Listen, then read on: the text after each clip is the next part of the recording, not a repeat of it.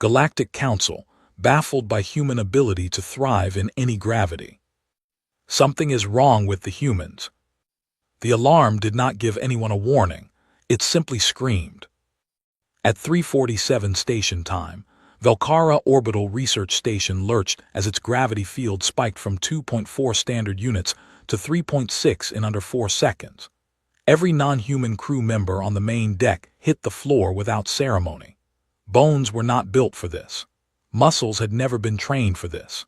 17 alien researchers from 3 different species went down like cut strings, pinned flat by a force their bodies had no answer for. Station Chief Gorin, senior Vrethian administrator and 20-year veteran of deep space research operations, found himself pressed against his console with his ribcage compressing around every breath. His vision blurred at the edges. He tried to call out to his crew. His voice came out as barely a whisper.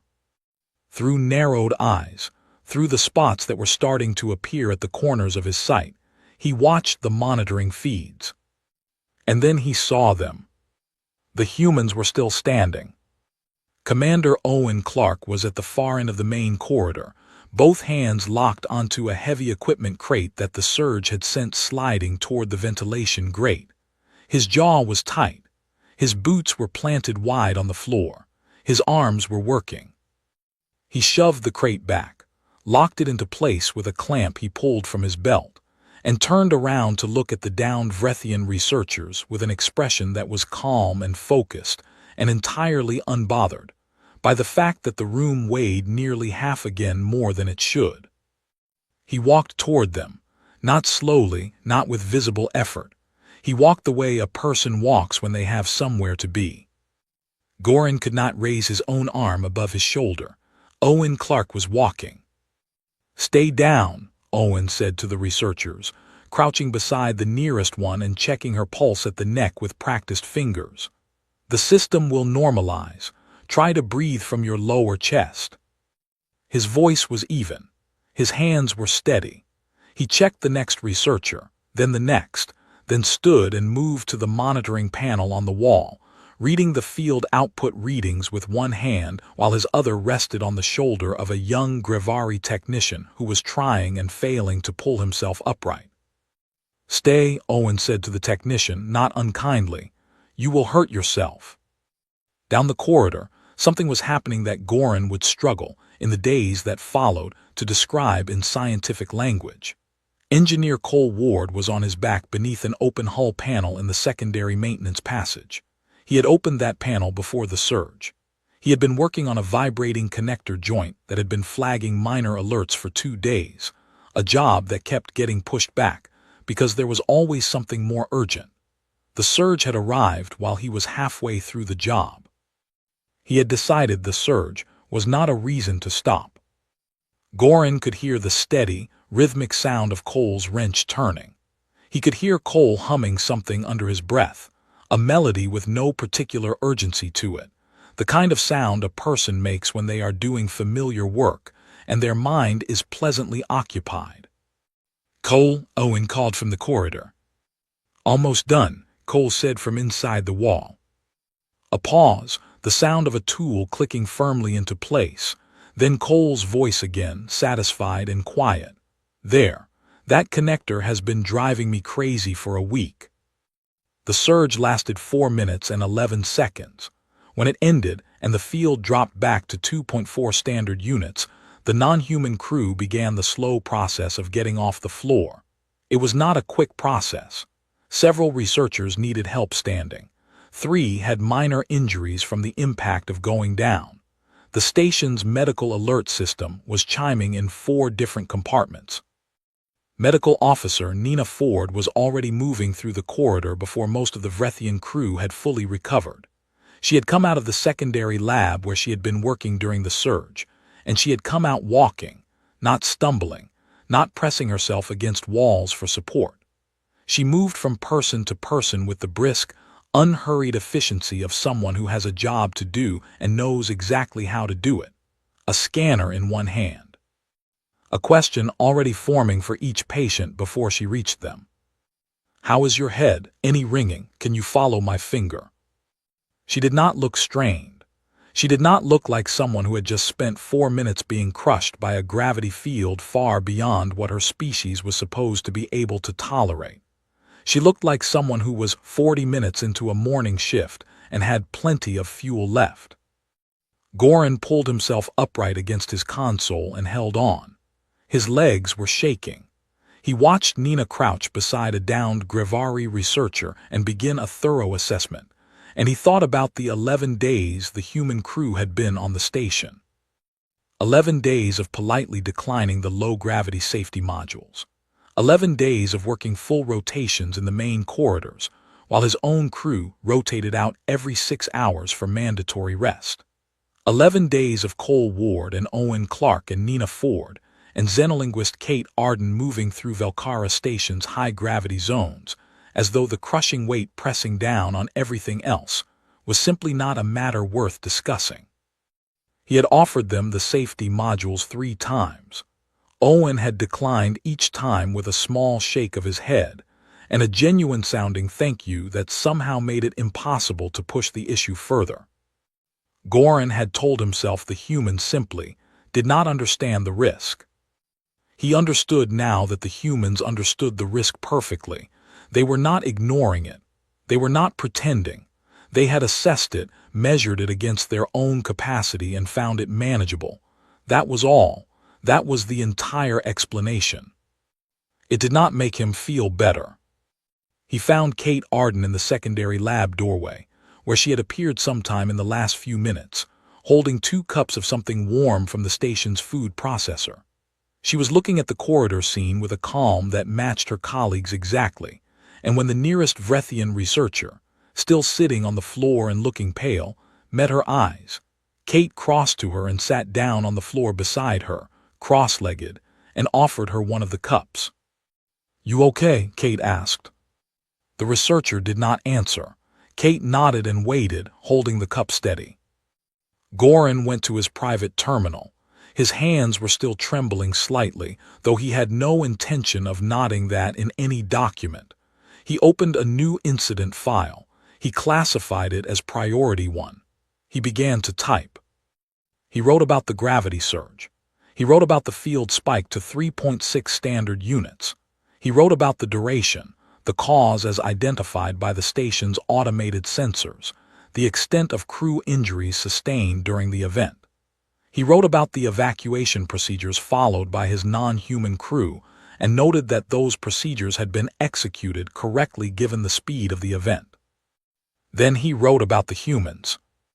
He tried to do this accurately, in the flat and neutral language that incident reports required. He wrote that the human team had remained mobile and functional throughout the full duration of the surge event. He wrote that engineering specialist Cole Ward had continued and completed a maintenance procedure during the event without interruption. He wrote that Commander Clark had secured loose equipment and conducted primary medical assessments on downed crew while the event was still active. He wrote that Medical Officer Ford had begun full triage of injured personnel before the field had fully normalized. He stopped, reread what he had written. He added one more line, and it was not in the neutral language of incident reports. It was in the plain language of a person who had run out of official vocabulary for what he had seen. This station is unable to explain the observed human behavior through any standard biological framework currently available to this unit. Escalation to the Galactic Council Science Division is strongly recommended. He assigned it the highest possible flag designation, Tier 1 biological anomaly. In 34 years of service, he had never used that flag. He had not expected to ever use it for something that was not an outbreak or a structural catastrophe. He sent the report. Down in the main corridor, Owen had come back from settling the last of the injured Vrethian researchers in the medical bay. He stopped at the wall display near the corridor junction and checked the outgoing transmission log out of habit, the way commanders do. He saw the flag designation on Goran's report. He read the classification. His expression did not change in any particular way, but he stood there for a few extra seconds. Cole appeared beside him, tool kit repacked and hanging from his shoulder, the connector job finished. Tier 1, Cole said, reading the display. Tier 1, Owen said. Cole thought about this, because of the surge. Because of us, Owen said. A pause settled between them, easy and without weight. Cole said. Yeah, Owen said. They stood there together a moment longer, looking at nothing in particular. Then Owen pushed off from the wall and headed back to the control deck. There was still 6 hours left in the rotation, and a 3.6 unit gravity surge was not a reason to fall behind on the work schedule. Across the galaxy, on 17 council desks, a notification landed quietly in the incoming file queue. None of those 17 desks had ever received a Tier 1 biological anomaly flag before. Every single one of them opened it within the hour. The Council convenes. The Galactic Council chambers on Ethon Prime smelled like cool stone and filtered air. The gravity here was a precise and comfortable 0.74 standard units, light enough that most delegates arrived at sessions with their joints feeling loose and their breathing feeling easy. A subtle but genuine physical relief that had made Ethon Prime the preferred location for council proceedings for 200 years. Every species that sat in these chambers felt slightly better here than they did at home. It was, by design, a place where everyone could think clearly. Dr. Lena Graves sat at the human delegation table, her documents in order, and waited. She had read Goran's incident report twice on the transit flight from the Ardent. She had also read the 37 follow-up documents that various council science officials had attached to it over the 6 days since its submission. Some of those documents were long. Some of them used terminology that Lena, despite 2 doctorates and 15 years working in xenobiology and interspecies relations, had looked up twice. They were written by very intelligent people who were clearly struggling with what they had seen. The short version of all 37 documents could be summed up in 4 words: we cannot explain this. The chamber filled over the following 30 minutes. Delegates from 12 species took their assigned seats. Advisors, researchers, and scientific attachés arranged themselves on the tiered benches behind the main delegate positions. The Vrethian bloc arrived as a group, Goran among them, stepping carefully in the low gravity that his body found almost disorienting after years at Velkara. He found Lena's eyes across the chamber when he sat down. She gave him a small, measured nod. He looked away first. Council Chair Venra opened the session at the scheduled time.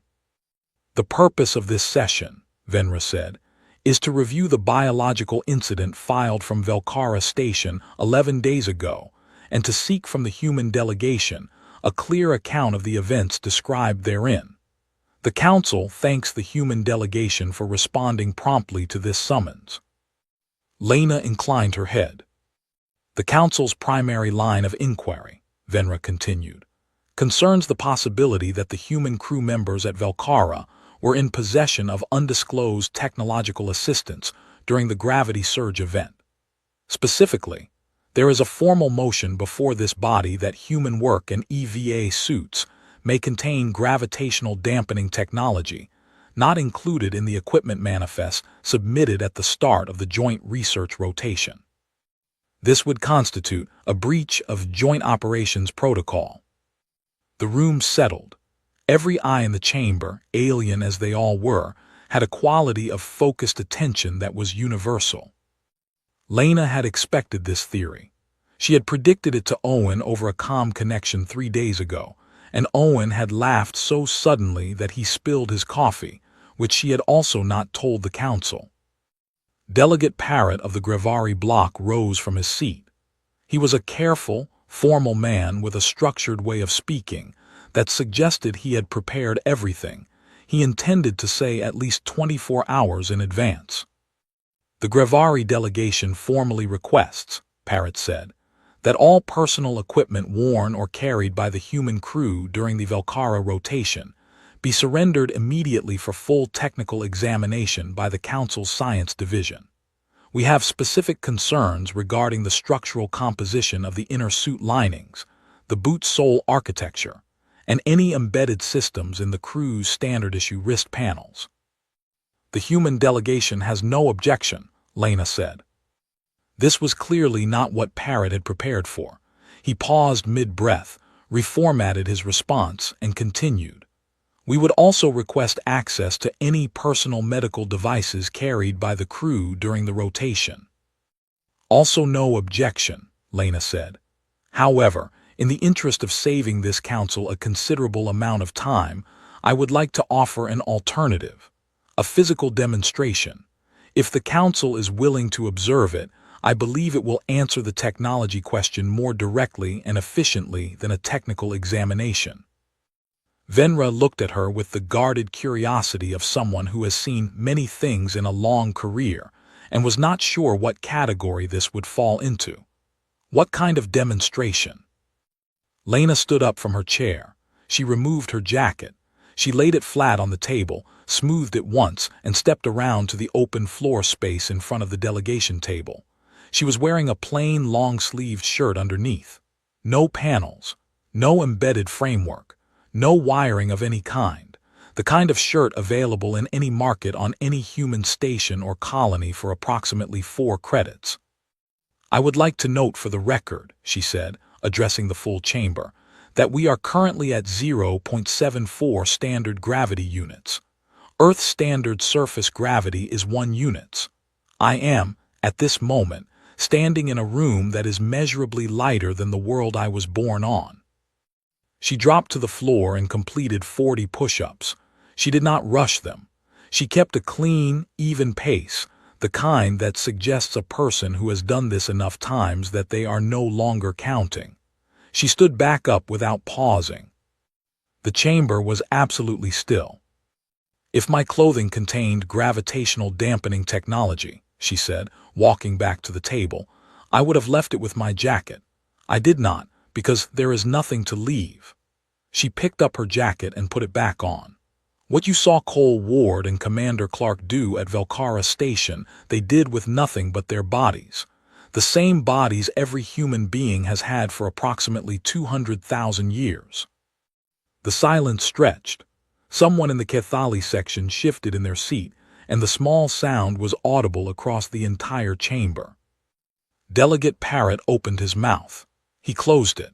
He seemed to be reorganizing a great deal of prepared material and finding that none of it quite applied anymore.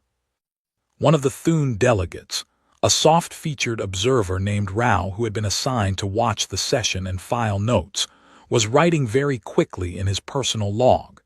He had been writing continuously since Lena removed her jacket. The Grevari delegation, Parrott said eventually, in a quieter voice than before, requests permission to conduct a full biological examination of a human volunteer.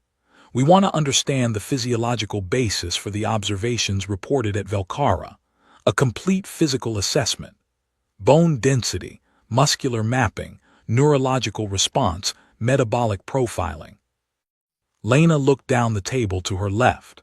Medical Officer Nina Ford was sitting 2 seats away, in her standard crew uniform, with the patient expression of someone who had been expecting this exact request for several days and had already decided her answer. Dr. Ford, Lena said.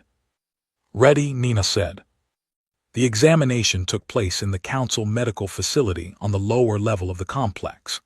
The lead physician was Oler, a Grevari comparative biologist who had spent 60 years studying sapient life in all its documented forms, had written the Council's standard reference text on organic resilience thresholds, and was widely considered the finest working xenobiologist in the known galactic community.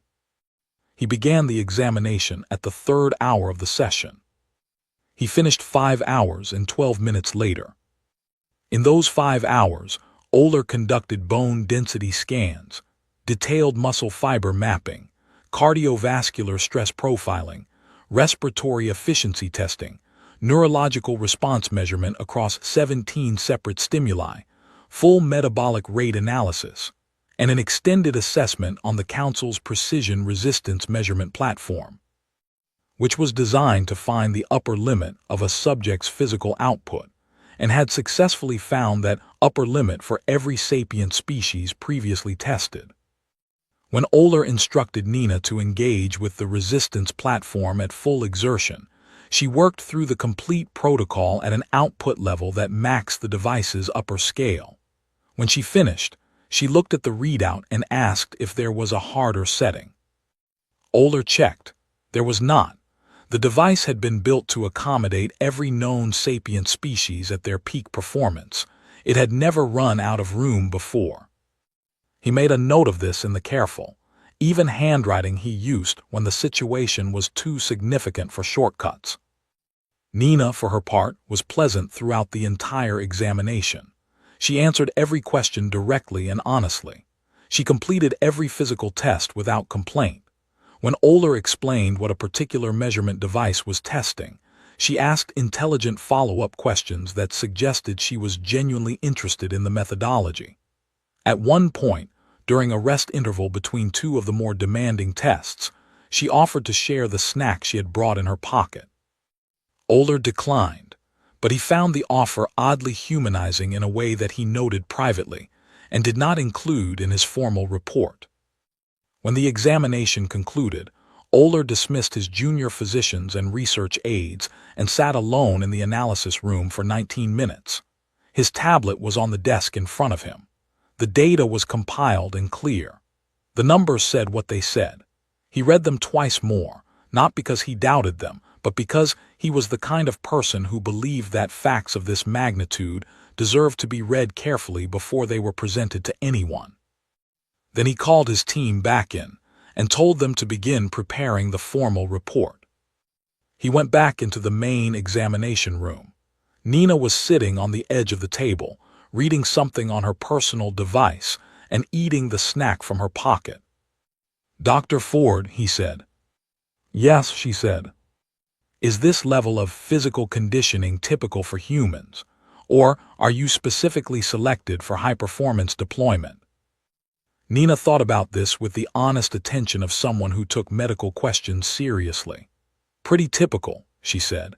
"I keep up with my training, but I'm nothing special. There are people back home who would find those resistance tests genuinely easy. I have a friend who runs 50 kilometers every weekend as a hobby. And my older brother, who has never once voluntarily gone to a gym in his life, once carried a full-size refrigerator up 3 flights of stairs by himself because the delivery people didn't show up." Oler looked at her steadily. "He complained about his back for a week," Nina added, "but he did it." Oler returned to his analysis room. Upstairs, the main chamber had moved into a waiting recess. Lena sat at the delegation table with a cup of tea and checked her messages. One was from Owen, sent from the Ardent. "What did they find?" it said. She typed back, "Apparently us." A pause, then, "Tell them we come in peace." She looked at the message for a moment. She did not quite smile, but it was close. The technology theory was gone from the chamber by the time the delegates reconvened. Nobody raised it again. The conversation had shifted entirely. It was quieter now and more careful, the way conversations become when the thing being discussed is too large for quick language. Parrott's formal manner had softened slightly. He was asking questions rather than making motions. Other delegates were talking in the measured tones of people who are rearranging significant assumptions. At the edge of the Vrethian bench, the young researcher Tev, who had been at Velkara Station during the surge and had watched the footage 50 times since, was sitting very still and thinking about something Lena had said earlier.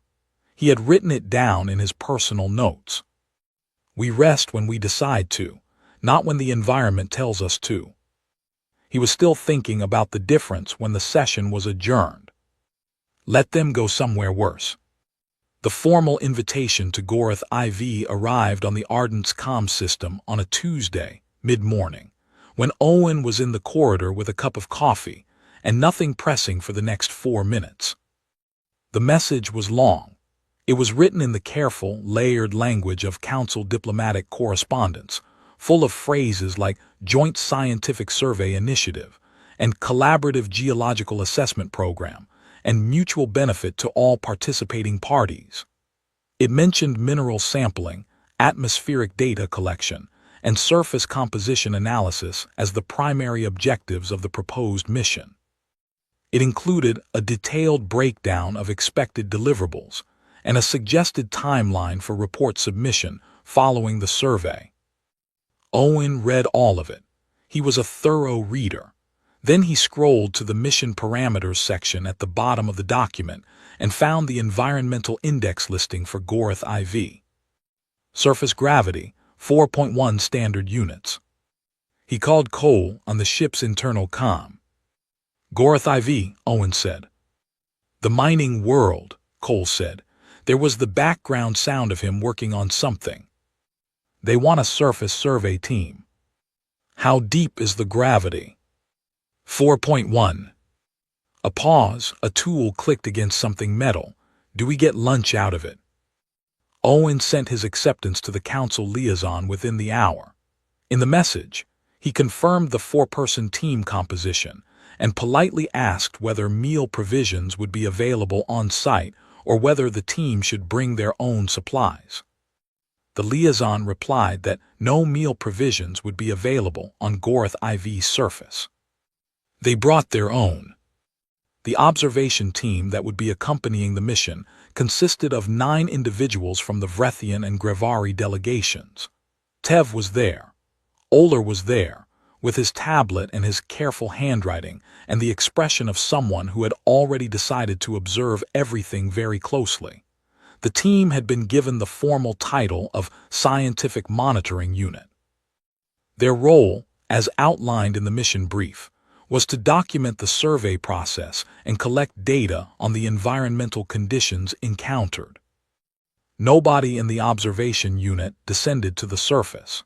This was framed in the mission plan as a phased deployment approach, with the human team conducting the initial assessment pass before the full unit came down.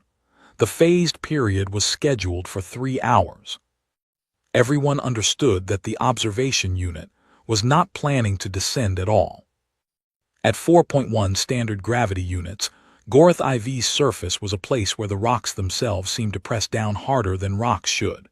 The terrain was flat and vast, broken by long dark ridgelines of compressed stone pushed up over millions of years by the planet's immense internal forces. The sky was a deep orange-brown. The air was thin enough to require EVA suits. The temperature was cold but within tolerances. The gravity was not. Owen described it in his mission log later as wearing a suit made of wet concrete. He wrote this not as a complaint but as a descriptive note, the same way he might note that a particular moon had blue soil or that the wind on a certain planet carried a metallic smell. He wrote it down and moved on to the next line, which was about the survey grid coordinates. Cole unpacked the drone array from the equipment cases and began assembly. Nina ran an atmospheric sampling sequence. Kate Arden, whose title was xenolinguist but who had argued her way onto the mission on the grounds that something extraordinary is happening and I refuse to miss it, was already walking toward the eastern ridgeline with her geological sensor out. Kate, Owen said. I'm working, she said, without turning around.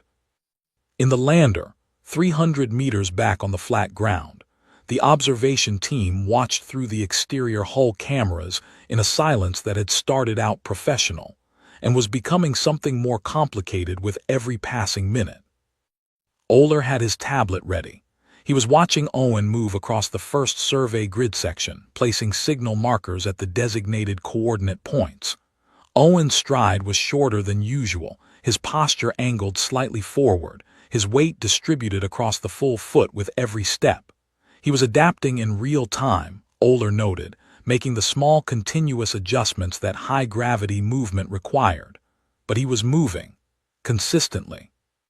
Without the visible effort that 4.1 G should have demanded from any biological creature of his size.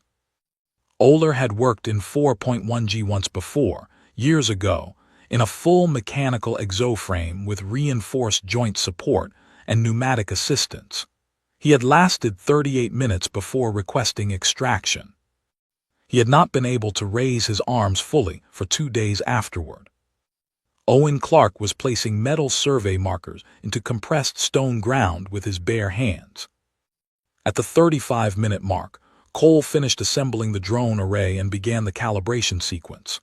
The high gravity was throwing off the launch angle projection significantly, and each recalibration required him to kneel at ground level and make manual adjustments to the trajectory software. He did this 3 times, each time kneeling, adjusting, standing, testing the output data, then kneeling again. He did not rush. He did not appear frustrated. He worked through it with the patient efficiency of someone who has encountered obstacles in their work many times and has long since decided that obstacles are just part of the process. When the drones finally lifted and began their survey sweep, Cole sat back on his heels and watched them go for about 15 seconds, confirming their pattern was correct. Then he stood, dusted off his knees, and told Owen the drone array was running clean. Tev was watching Cole from the camera feed. He had watched the entire calibration process without speaking. He was thinking about the 3 separate times Cole had gone all the way to the ground and back up, in 4.1 G, without any visible acknowledgement that this was difficult. Not a pause between movements. Not an adjustment to his breathing that showed on the external suit monitors. At the 1-hour mark, Kate and Cole were at the eastern ridgeline. The drone data had flagged a subsurface anomaly 60 meters into the rock formation, and Kate had declared this the most interesting thing she had seen since arriving in the system. She was working her geological sensor across the base of the ridge, while Cole checked the signal drone he had sent into the crevice formation above. Kate started climbing. Not the crevice, the ridge itself. There was a natural stepped formation on the left face that offered footholds, and the top of the ridge gave an elevated angle for the geological sensor that the base simply could not match. She tested each foothold before committing her weight, worked her way up in steady stages, and reached the top in 4 minutes. In the lander, 3 members of the observation team stood up from their seats without realizing they had done it. Kate stood on top of the ridge. She swept her sensor across the face of the formation below her. She looked out at the landscape, the flat orange-brown plain and the distant ridgelines, and the drones running their silent patterns overhead against the deep sky, and she did something that nobody in the lander expected. She took out her personal camera. She took photographs. Several of them from different angles, adjusting her position along the top of the ridge to find the best light.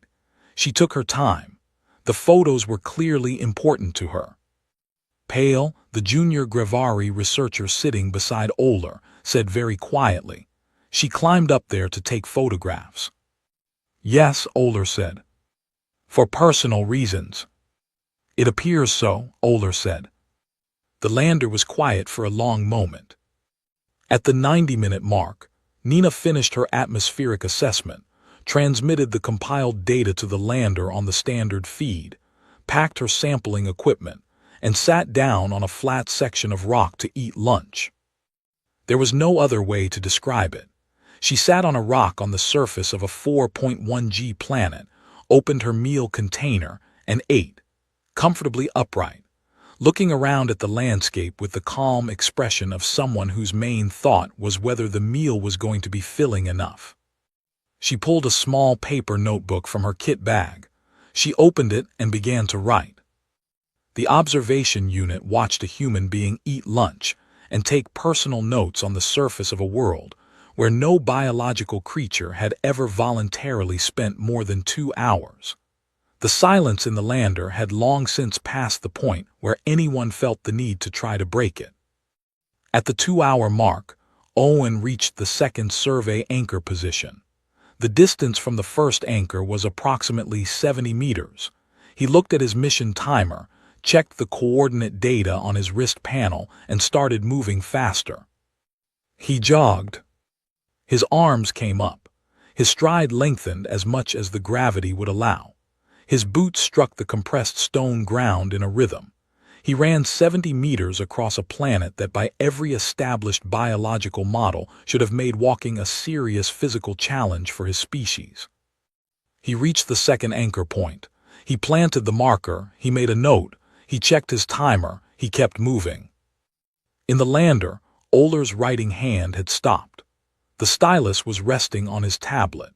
He was watching Owen run on the camera feed with the expression of a man who has devoted his life to understanding living things and has just encountered something that sits entirely outside every framework he built that understanding on. Tev was beside him. Tev had not spoken for almost 30 minutes. He was watching the feed with the careful attention of someone who knows they are seeing something they need to understand properly before they try to put words to it. "Do you think they know?" Pale asked. Tev looked at him. "Know what?" "How unusual they are," Pale said. "Do they know that what they are doing is impossible by our standards?" Tev thought about this for a long time. He thought about Lena Graves removing her jacket in the council chamber. He thought about Cole fixing a hull connector during a 3.6 G surge because the noise had been bothering him. He thought about Kate climbing a ridge in 4.1 G to get a better photograph of the light. "I think they know," Tev said, "and I think they have thought about it and considered it and then moved on. Because there are things to do, and knowing you are unusual does not get those things done." He looked back at the camera feed. Owen was placing the final survey marker. "They are not trying to impress us," Tev said. "That is what I keep coming back to. They are simply doing their work. We are the ones who are impressed." At the 3-hour mark, Owen called the all clear. Survey complete. All data compiled. The drone array was recovered and packed. Cole loaded the equipment cases. Nina closed her notebook and put it away. Kate climbed back down from the ridge without incident. "Surface team returning," Owen said over the comm. "Good data. Cole found a significant mineral seam in the eastern formation that was not in the original scan. Kate has detailed strata notes from the ridge face. Nina is flagging an atmospheric particle anomaly in the southeast quarter for a follow-up study proposal." A pause. "Kate also has photographs from the ridge. She said she will share them if anyone would like to see them." When the team climbed back into the lander, Tev looked at Kate. "Did you climb up there just for the view?" he asked. "The light was doing something I had never seen before," Kate said. "The low-angle sun through the particulate atmosphere. I wanted to document it properly." She turned her camera toward him and showed him one of the photographs on the small screen. "Was it worth it?" "Yes." "Did my legs feel heavy?" "Also yes." "Was I going to let that stop me?" "Clearly not." Tev looked at the photograph. The compressed dark ridge against the orange sky, shot from above, the flat survey plane spread out below with the tiny figures of Owen and Cole visible at the anchor points. It was, genuinely, a beautiful image. He filed the moment in the part of his mind, reserved for things that were going to take a long time to fully understand. The deep file. The document was 72 pages long and had no dramatic title. It was called, simply, Preliminary Xenobiological Profile, Human Species, Earth Origin, Sol System. It had taken 2 weeks to prepare. It had been co-authored by Oler and 6 additional researchers from the Council Science Division, all of them specialists, all of them thorough. Oler submitted it to the science board at 9 in the morning on a quiet day, and then sat at his desk and waited. The first response arrived 40 minutes later. It was from Board Director Vell, who had been running the Council's Science Division for 45 years and had the reputation of a person who was very difficult to surprise. The message was 4 words long. "Come to my office." Vell was standing at his office window when Oler arrived, looking out at the Ethon Prime skyline in the pale morning light. He did not turn around immediately. "I have read your report," Vell said. "I assumed you would," Oler said. "I want to confirm that I am reading it correctly." Vell turned from the window. "You are saying that Earth, the human home world, has a surface gravitational field of 9.8 meters per second squared." That is correct. And that this gravitational field, in combination with a dense reactive oxygen atmosphere, a surface temperature range exceeding 100 degrees of variance within a single planetary year, active tectonic instability producing regular catastrophic geological events, and a documented history of at least 5 separate mass extinction events, creates an environment that, according to the Standard Council biological models, should be, and I am quoting your report directly here, inconsistent with the long-term development of complex sapient life. That is what the standard models predict, Oler said. Yes. And yet, Vel said. And yet, Oler said.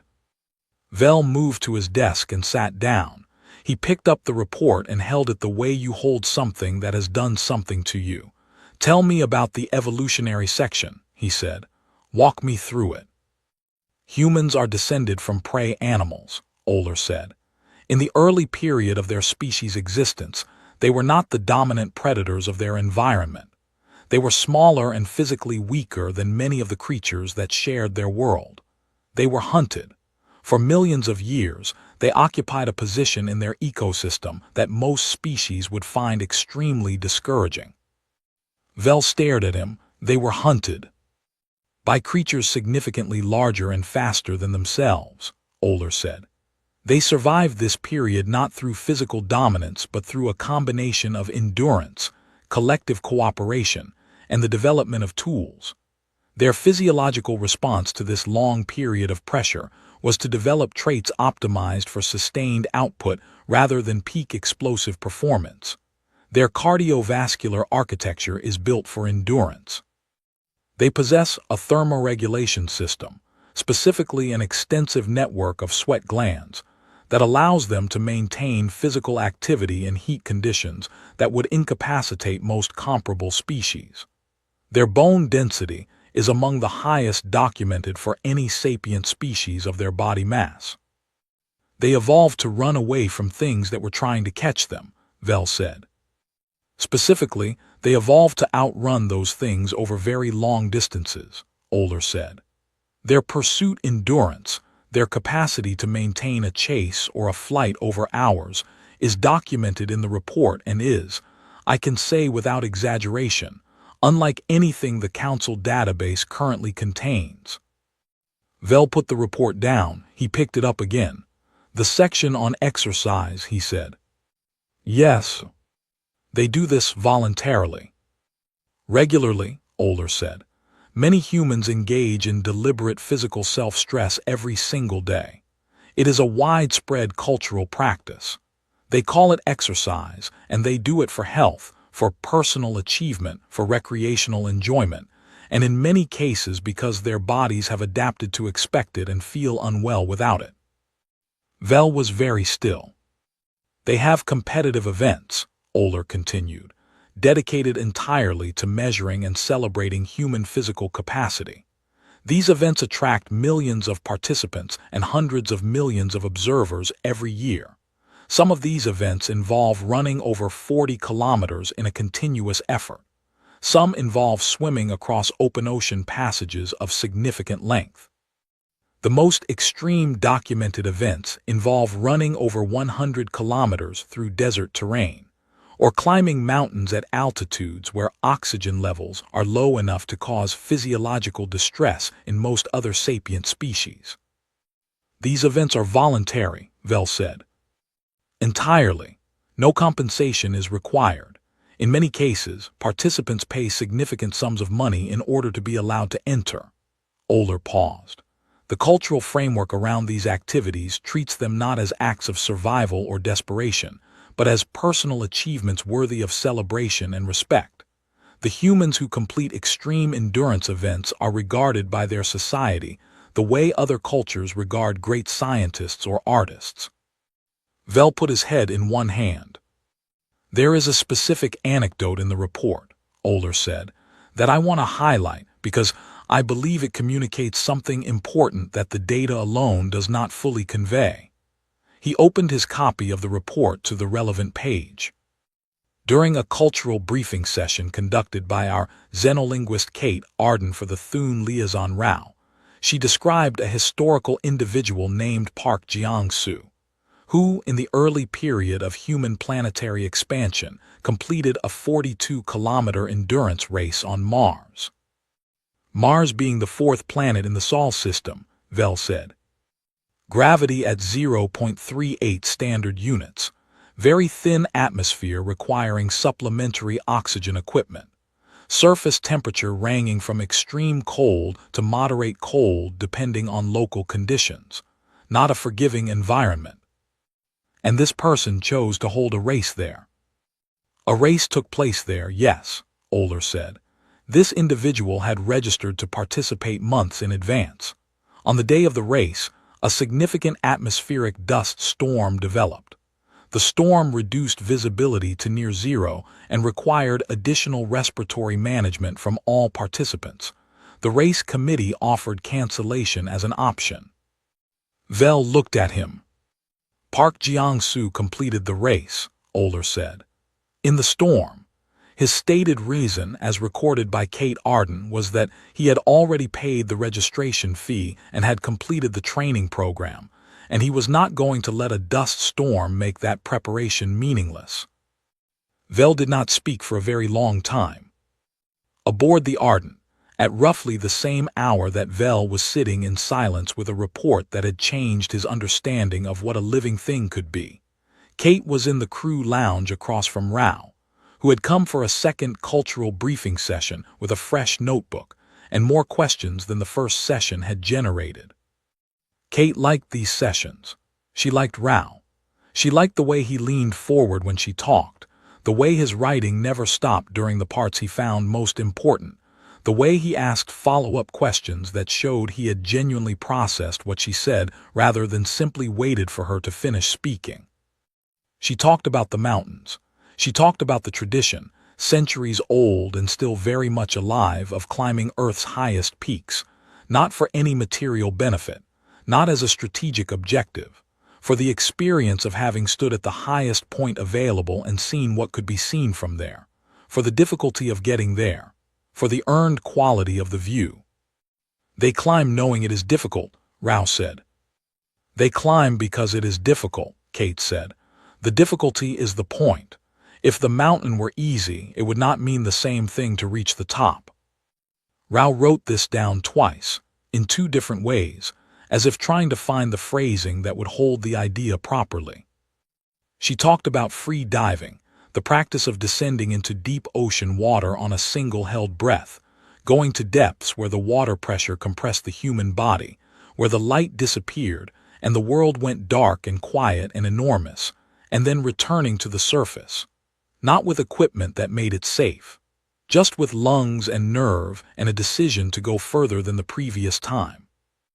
The purpose, Rao said carefully, is not to gather information or to achieve a specific practical outcome. The purpose is to go there, Kate said, to be in that place, to know that you went. Rao wrote steadily. He asked, after a while, about the cultural attitude toward failure. What happened when a human attempted something difficult and did not succeed? Kate thought about this. They try again, she said, usually, or they try something slightly different. Failure is treated as information most of the time. It tells you what did not work, which means next time you know to do something else. She paused. There are some people who give up after a failure, of course, but giving up is not respected, culturally speaking. The person who fails and tries again is considered more admirable than the person who never tried.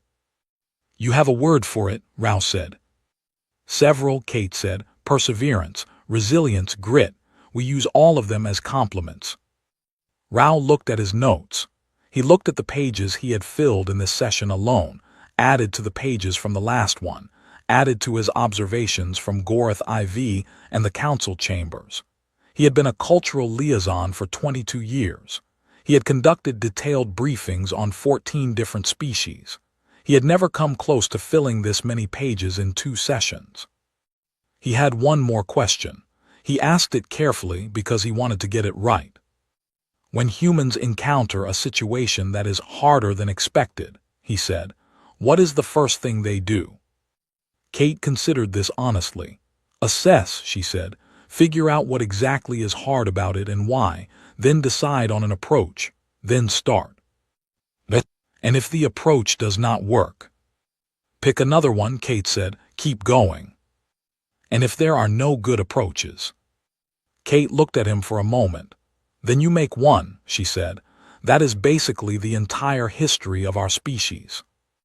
Rao put his pen down. He looked at his notes. He looked at Kate. Thank you, he said. And he meant it the way you mean it when something has genuinely changed the way you see things. Back in the science division, Vell submitted his formal memo to the full council that afternoon.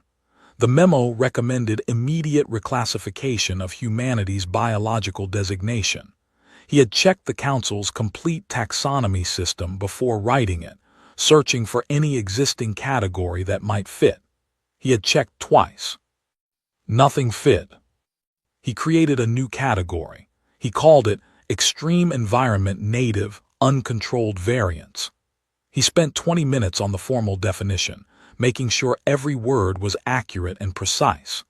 At the end of the definition, in the notes field where supplementary specifications were recorded, he added a single line that was not in the formal language of taxonomy documents.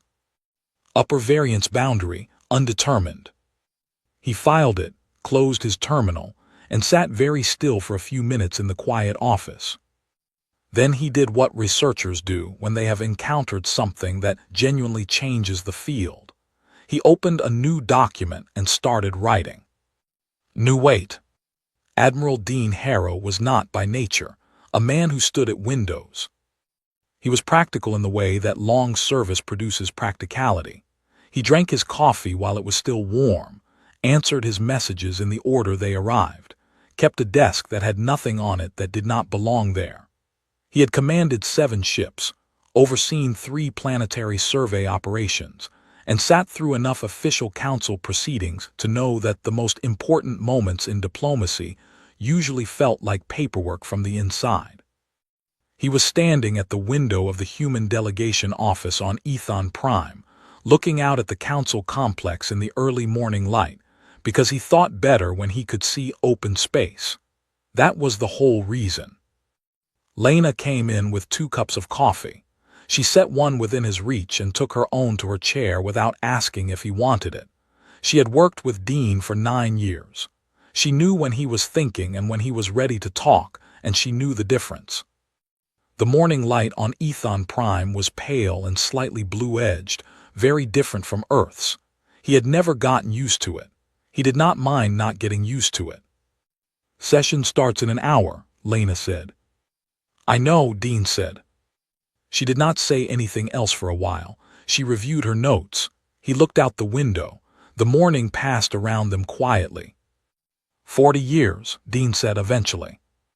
Lena looked up. 40 years in this council as a provisional member, he said. 40 years of being observed and evaluated and assessed against standards designed for species that evolved somewhere easier than we did. He turned from the window. Today they decide what to do about us. Does that concern you? Lena asked. No, Dean said, simply and completely. We are what we are and the vote will reflect it. I am not concerned. I just want to be present for it. They arrived at the council chamber 45 minutes before the session was scheduled to begin. The chamber was empty except for a few administrative staff arranging documents at the delegate positions. Dean and Lena took their seats. Lena organized her briefing materials. Dean sat with his hands folded on the table and looked at the chamber's architecture, the high curved walls, the tiered seating, the central floor where speakers stood when they addressed the full body. 40 years of provisional status. 40 years of being the species everyone was politely uncertain about. By the time the delegations began arriving, Dean and Lena were settled and still, and every delegate who entered and saw them sitting there, calm and ready, seemed to add something to their own expression without meaning to. Oler arrived with the science board. He nodded to Dean. Dean nodded back. Goran entered with the Vrethian delegation and took his seat. He looked like a person who had done a great deal of serious thinking and had arrived somewhere he could stand on firmly. Dean respected that. Council Chair Venra called order. This session convenes for a formal vote on the reclassification of humanity's biological designation and treaty standing, Venra said. The Science Board's recommendation has been distributed and reviewed by all delegations. The floor is open for final statements before the vote proceeds. Delegate Parrott rose first. He stood very straight. He spoke in the precise, structured way that Dean had come to recognize as his natural register, but the content of what he said was different from anything he had said in the previous sessions. Gravari delegation entered this process with formal objections and serious questions, Parrott said. Those questions have been answered completely. The Science Board's findings have been verified independently by our own researchers. The biological examination results are accurate. The Gorath IV survey footage is unaltered. He paused. What the human crew demonstrated at Velkara Station was not an anomaly. It was a representative sample of what this species is capable of as a baseline. We understand that now. He looked at Dean directly. Dean met his gaze and held it. The Gravari delegation will be voting in favor of full member status, Parrott said, without reservation. He sat down. 3 other delegations made statements in similar terms. The Cathali delegate rose and formally introduced a motion to debate whether biological resilience of the documented magnitude constituted a security consideration for other council member species. The motion required a seconding vote to proceed to debate. The chamber was quiet for 5 full seconds. Nobody seconded it. The Cathali delegate sat down without comment. Then Tev rose from the Vrethian bench. He was not on the formal speakers list. He had submitted a written request the previous evening and been granted 2 minutes by the chair. He stood in the open floor space with his notes in one hand, and then he put the notes on the nearest desk because he did not need them. I was on the lander at Gorath IV, he said. I watched for 3 hours through the external cameras while the human team conducted their survey on the surface. I did not go to the surface. 4.1 standard gravity units is beyond my biological tolerance. It is beyond the tolerance of every other species in this chamber. The humans went down, completed their work, and came back with geological data, atmospheric readings, and personal photographs of a landscape they found beautiful. The chamber was completely silent. Something I want to say that is not in the Science Board's report, because the report is a scientific document and what I want to say is not scientific, Tev said. It is personal. During the 3 hours I watched that survey, the human team did not behave as though they were enduring something terrible. They did not behave as though they were surviving. They were working. Gorath IV's surface was simply a location where a job needed doing, and they were the people who were doing it. He paused. I have spent several weeks thinking about what that means, about what it is like to move through the world with that relationship to difficulty. I have thought about it from a biological perspective and from a cultural one, and I keep arriving at the same conclusion. His voice was even and clear. The humans are not unusual because their bodies are strong, though their bodies are strong. They are unusual because of the way they think about hardship. Hardship for them is not an obstacle between them and the work. Hardship is the texture of the work. It is simply what things feel like when you are doing them, and you proceed regardless. He looked at Dean and Lena. I filed my report from Gorath IV, he said. I am glad I was there. I am glad I watched. He sat down. The vote proceeded. Full member status, 17 votes in favor, 0 against, 0 abstentions. Category 1 Resilient Species Designation, the first in recorded council history. 16 in favor, 1 Cathali abstention. Supplementary authorization for human crew to volunteer for high-risk environmental operations across all council jurisdictions. The motion proposed by Goran. Unanimous. Every hand in the chamber rose, including the Cathali. Venra recorded the results. This council formally elevates humanity to full member status. The supplementary designations are adopted. The resolutions carry. No applause. Protocol did not include it. But something moved through the chamber in the moment after the final declaration. A collective easing. The particular quality of air in a room where something that has been long approaching has finally, cleanly arrived. Lena shook Dean's hand. Dean nodded once, deeply and quietly satisfied. He finished the coffee he had been nursing since the session began. It was cold. He did not mind at all. Outside in the corridor afterward, Oler found Dean walking toward the transit point alone. "Admiral," he said. "Doctor," Dean said. He stopped. "I want to ask you something personal," Oler said, "not for any report." "Go ahead," Dean said. "When I examined Dr. Ford, her metrics required me to extend my measurement scales in 11 of 14 categories," Oler said. "She told me she was average for her species by physical standards. Was that accurate?" "More or less," Dean said. "Nina trains consistently. She is in good condition, but she is not exceptional among humans. She is solidly middle of the range." Oler looked at him steadily. "The upper range," he said. "The ones your species would consider exceptional. What are they like?" Dean considered this for a moment. He thought about people he had served alongside over 30 years of command.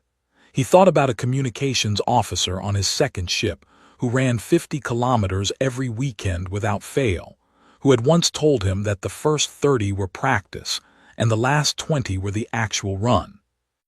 He thought about a crew chief who had worked a 40-hour continuous repair shift following a catastrophic systems failure, had eaten a full meal when the immediate crisis was resolved, and had then gone back for another 8 hours because the job was not yet done to his satisfaction. He thought about Cole Ward, lying on his back under a hull panel during a 3.6 G gravity surge, tightening a connector that had been bothering him for a week. "The exceptional ones," Dean said, "are the people that the rest of us look at and ask ourselves, what is the actual difference between them and me? And then decide to find out." Oler looked at him for a long moment. He did not write anything down. He simply nodded slowly, the nod of a person who has received an answer they are going to be thinking about for a very long time. They went their separate ways. Aboard the Ardent, the news arrived mid-morning. Cole was in the cargo bay working through a thruster calibration sequence in the section where the artificial gravity ran slightly uneven, 1.2 standard units on the port side and 0.9 on the starboard. He had noticed this on his first day aboard and had quietly adjusted his work positioning so that he was always on the heavier side, because his body worked better under consistent resistance. The notification came through his wrist panel. He glanced at it. Read the summary. Full membership granted. Category 1 resilient species. First in recorded history. He held the panel still for a few seconds. He read it once more. Then he set his hand back on the calibration tool and kept working. Kate appeared in the cargo bay doorway 9 minutes later. She had her notebook in one hand and was already smiling in the way she smiled when something had genuinely pleased her. "Did you see the news?" she said. "Yeah," Cole said. "Category 1 resilient species." She leaned against the doorframe. "That is a very accurate thing to be called." "It is," Cole said. He tightened a fitting. "Rao messaged me," Kate said. "He said he has been telling everyone in the Thun delegation about the Park Jiangsu story." Cole looked up briefly. "The marathon in the dust storm."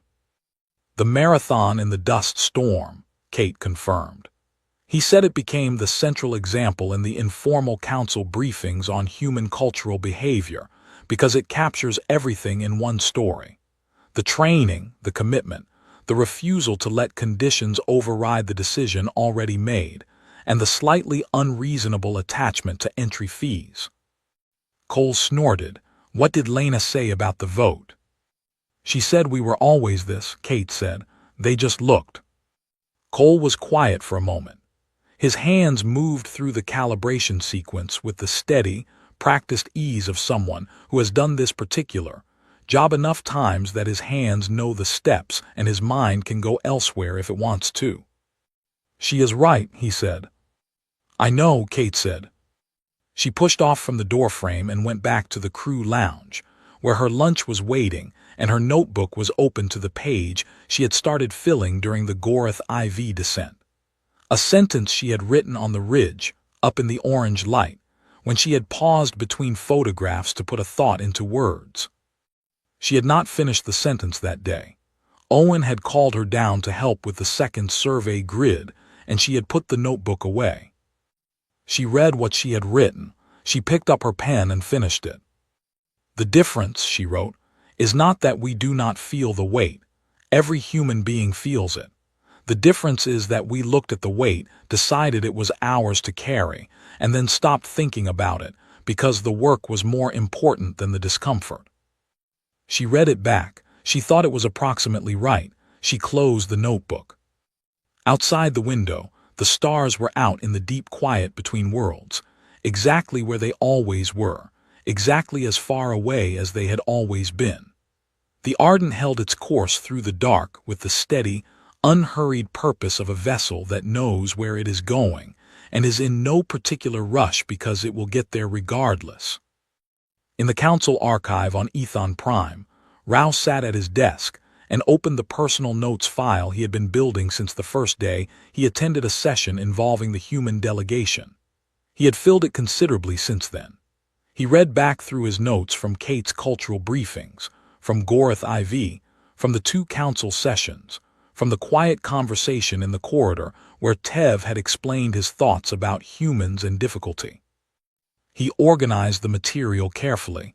He was a thorough person. He wanted to get this right. When he finished organizing, he opened a final section at the end of the file and wrote slowly, choosing each word the way you choose words when you intend them to last. Humanity does not adapt to their environment. They absorb it. This is not a poetic way of saying something that could be said more directly. It is the most accurate description available. I have watched them work in conditions that should be impossible for biological creatures, and they did not fight the conditions and they did not ignore the conditions. They incorporated the conditions into the work and kept going. He paused, read it back, continued. They feel the weight.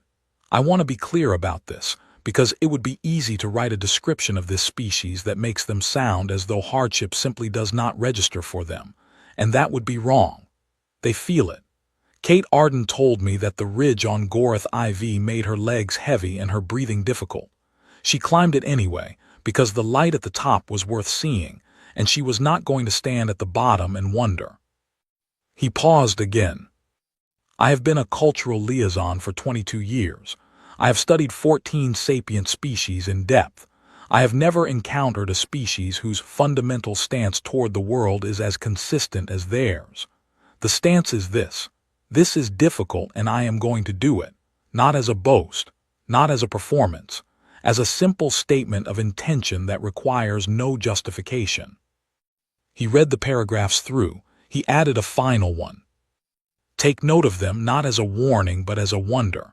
These are the people you want beside you when the universe stops being cooperative, not because they will not feel the difficulty. They will feel it. But they will feel it and they will nod and they will say nothing dramatic and then they will get on with the work. They were always this. They were always going to be this. 40 years of provisional status and 17 votes in a council chamber have not changed one thing about what they are, and nothing else will either. The galaxy finally looked directly at them today. He saved the file. He sat back in his chair. Outside his window, Ethon Prime's pale blue light was moving toward late afternoon, softening toward the warmer tones of evening. Somewhere above, in the orbital lanes, a human ship was docked and the crew was working, because that was what they did and would keep doing, regardless of what any vote said or did not say, regardless of what any council decided or failed to decide. The vote had not made them anything they were not already. It had only given the rest of the galaxy the right vocabulary to describe what had always been true.